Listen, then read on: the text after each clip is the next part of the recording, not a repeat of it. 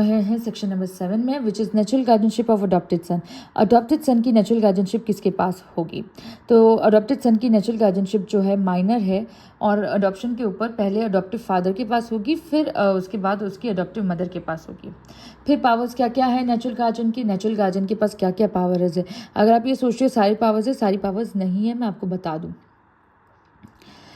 Natural guardian जो Hindu minor का है, उसके पास जो इस सेक्शंस के तहत, प्रोविजंस के तहत उसको पावर्स दी गई है जो रीजनेबल एंड नेसेसरी है, वो उसी, और इन पावर्स के तहत वो उसी तरीके काम करेगा जो उस माइनर के फ़ायदे में हो, उसके माइनर के एस्टेट यानी कि प्रॉपर्टी की बेनिफिट में हो, प्रोटेक्शन में हो।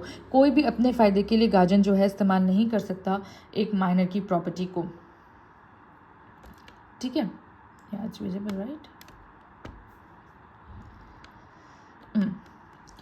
ठीक है, अब ये कहता है, ये सबसेक्शन 1 कहता है। सबसेक्शन 2 कहता है कि जो नेचुरल गार्जियन है वो कोर्ट की प्रायर परमिशन से पहले कुछ चीज़ें हैं जो नहीं कर सकता। क्या नहीं कर सकता? माइनर की प्रॉपर्टी को, इमूवेबल प्रॉपर्टी को ना तो गिरवी रख सकता है, ना उस पर चार्जेस लगा सकता है, ना ट्रांसफ़र कर सकता है, ना सेल कर सकता है, ना गिफ्ट दे सकता है, ना एक्सचेंज कर सकता है, कुछ नहीं कर सकता है। वो कोर्ट की परमिशन चाहिए उसके लिए उसको पहले। अगर उसको लीज़ पे भी देनी है, क्लॉज बी कहता है, तो वो 5 साल से ज़्यादा के लिए लीज़ में नहीं दे सकता।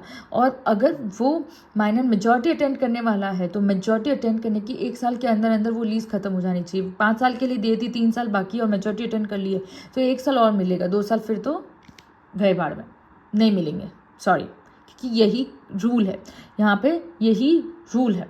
हाँ, अगर मेजर, अगर आप आगे कुछ लॉस पढ़ोगे तब उसमें आपको पता चलेगा कि अगर मेजॉरिटी अटेंड करने के बाद माइनर खुद परमिशन ग्रांट कर ले कि नहीं छौती, या वो कोई मनाही ना करे 6 महीने के अंदर अंदर, तो फिर वो लीज पे रहती है, ऐसा रूल है। ठीक है, फिर आता है सबसेक्शन 3। सबसेक्शन 3 कहता है कि इमूवेबल प्रॉपर्टी का कोई भी तरीके से डिस्पोजल नेचुरल गार्जियन के द्वारा अगर कॉन्ट्राडिक्ट करता है सेक्शन 1 या सेक्शन 2 को, वो करता है डिस्पोजल में, तो वो उसी इंस्टेंट पे वॉइड हो जाएगा कि वो इंसान माइनर है या जो पर्सन क्लेम कर रहा है उसके तहत वो वॉइडेबल है।